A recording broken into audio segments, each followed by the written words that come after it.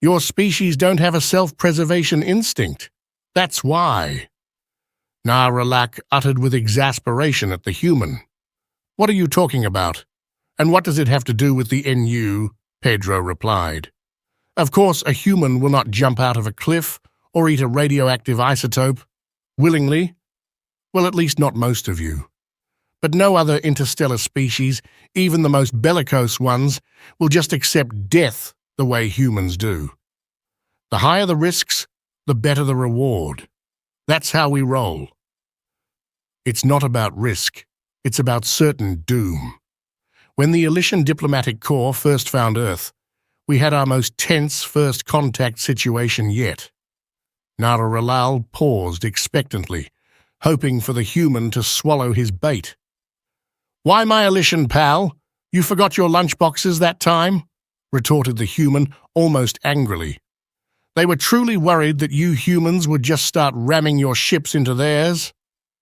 "You looked at our internet, right?"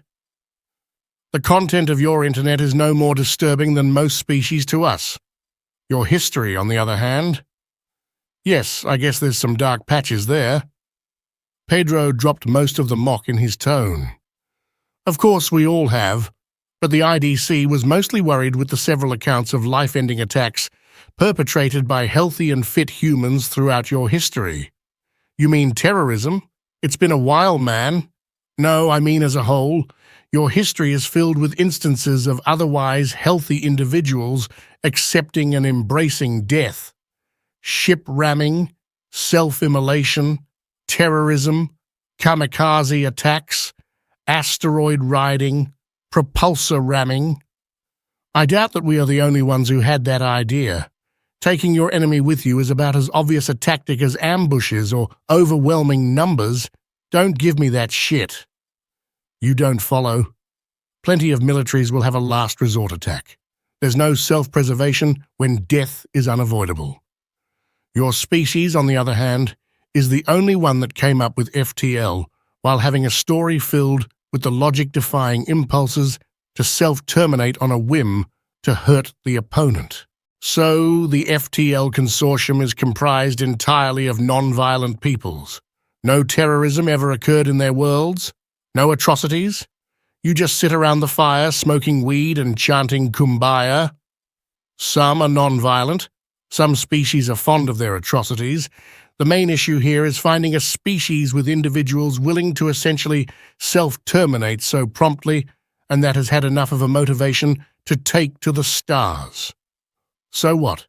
The Ertgenwart has a whole infantry division that replaces their stomach with a low-yield nuclear explosive.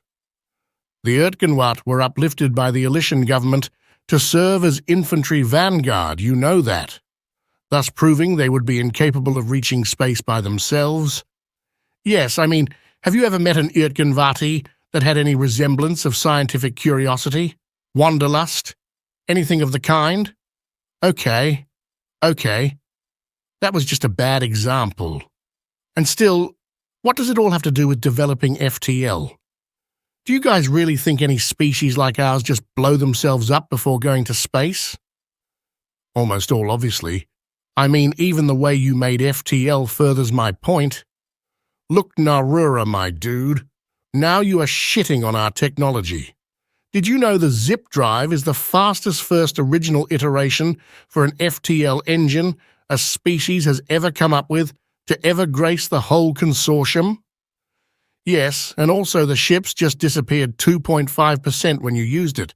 Heck, even the name is ominous, zip drive, sending a ship on a straight line through hyperspace without understanding hyperspace is just suicidal. The name was awesome, just zipping through the universe. You Xenos are just pansies, you know?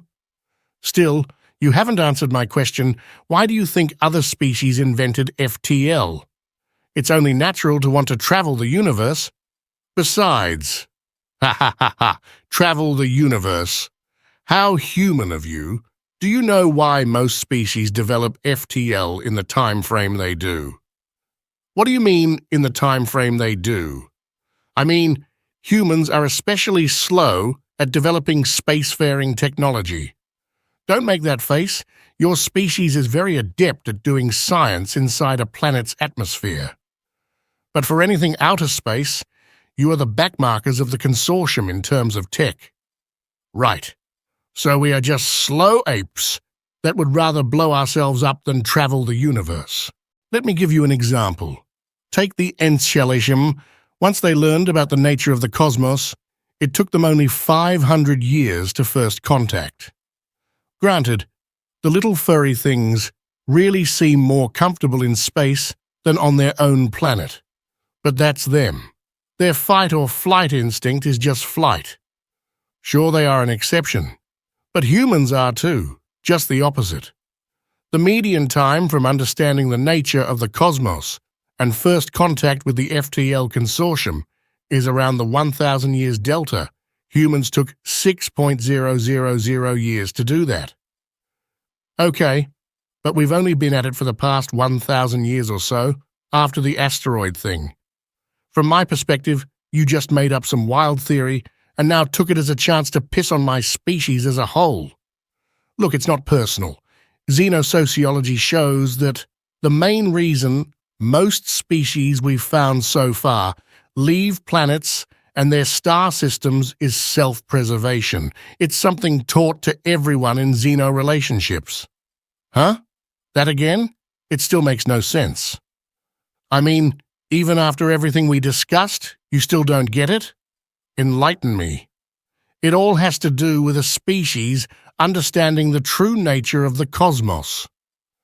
That it's a bitch and a half, we all know that. You may know that, but your ancestors took their time making that realization. Can't blame us for our past. Xenosociology sure can and does.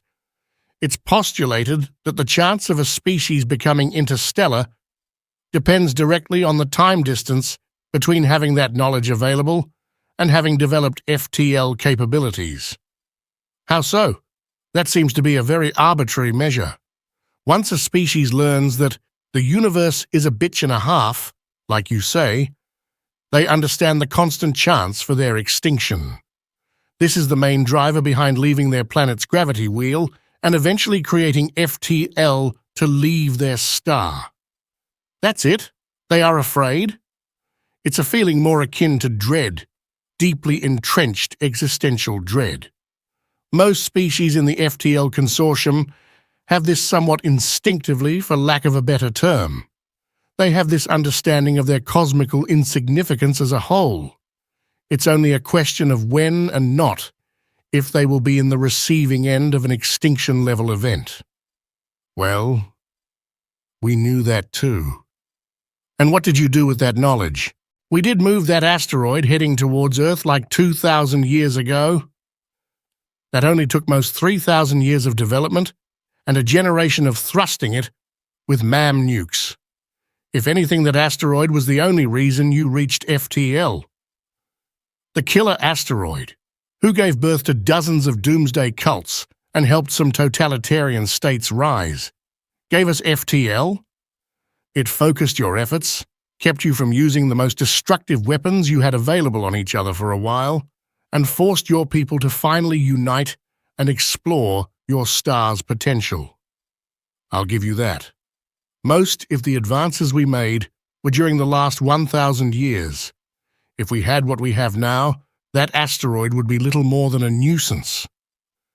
So you get now why other species developed FTL, self-preservation, and humans don't have it. Then why did we develop FTL? Why? I'm not a xenosociologist, and I don't think they know either. As for how? Luck. Fuck you, man. Just pass me the Brazil nuts already. These are poison. You are not supposed to eat them.